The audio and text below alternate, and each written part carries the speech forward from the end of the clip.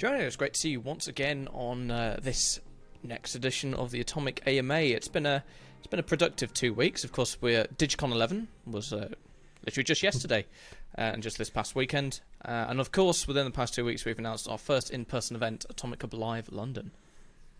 That's been quite exciting. So, I guess on Digicon quickly, I had the chance to also pop in there yesterday.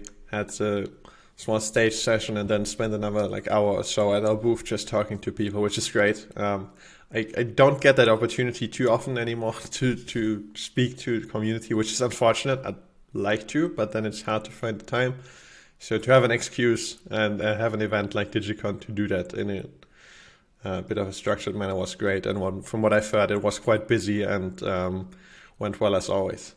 And then, as you say, the other exciting thing is AtomicHub Live that we were able to announce. So I guess I'll quickly go over the details, which is that we will be hosting our first in-person live community meetup / event in London on November 2nd, which will be the day before NFT London starts. And in general will be sort of the first event kicking off London Crypto Week, which is just a week of all sorts of conferences and crypto events there. So we've been able to announce that. We've been working on that for quite a while. We're very excited about it. Hope that we can get as many people as possible there. The important bit is it's completely free to attend. We want to just get people there and connect the community and also have the chance to connect with the community ourselves. So, excited that has finally been announced, and I hope to see some of the listeners and viewers there. Yeah, very much looking forward to it. We're putting together a fairly packed schedule. We've got all sorts of projects that are presenting. We're confirming new speakers, new panelists as we go as well.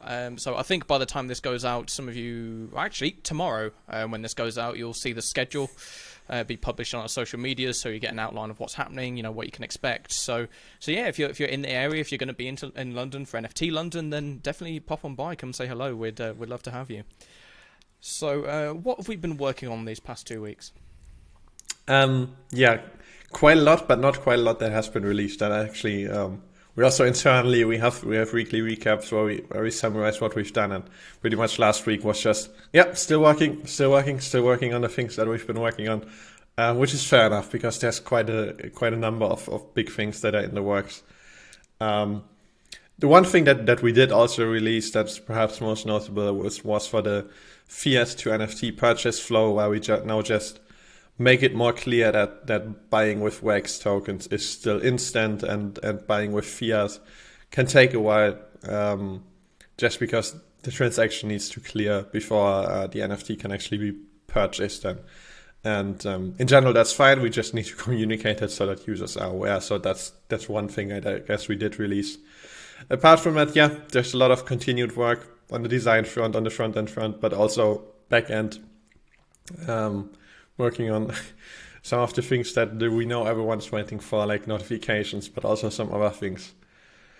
Making progress, but other than that, from a release side, an uneventful 2 weeks.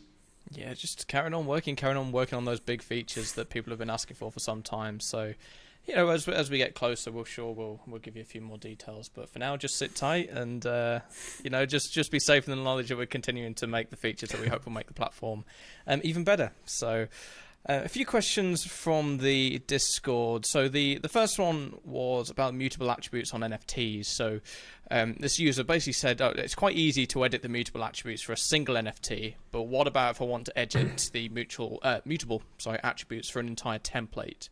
Is that something you might allow us to do? So in general, templates don't have mutable data. They just have one set of immutable data. And that actually was a conscious decision when we designed Atomic Assets. Our thinking basically was that we didn't want people to use mutable attributes as a way to just store everything in mutable attributes and then mess with it afterwards if you want to change things. We were a bit afraid that if we allowed that, creators might use this quite innocently and quite genuinely, just as a way to, oh well, if I make a mistake, then maybe I can correct it. But if you do that, and if you set that precedent that everything is just mutable, then really that means a malicious creator, or maybe a creator that gets hacked, could alter the NFTs in quite a significant way, and we didn't want that to be the case. So that's a decision that we made, that templates shouldn't have mutable data. So templates should sort of set or outline the data that is fixed for every NFT. Of course, you can just edit every single NFT of a certain template and add mutable data there. That is possible. If you're doing it manually, it might be a bit more work, but quite frankly, it's supposed to be.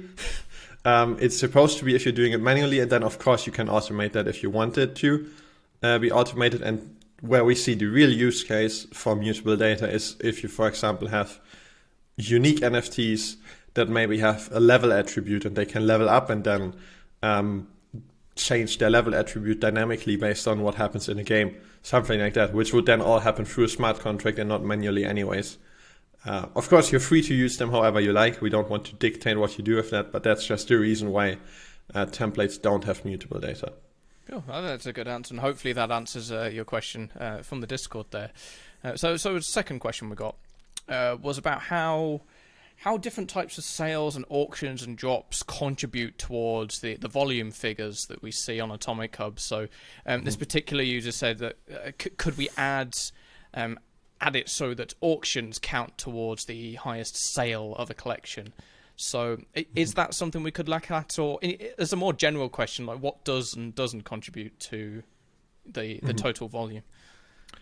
Yeah, we can definitely look at that. So I'm actually not sure how it is implemented today, but I assume from the question that auctions are probably not included, which in general, we view sales and auctions pretty much as the same thing. We don't see a reason why they should be separate in the stats.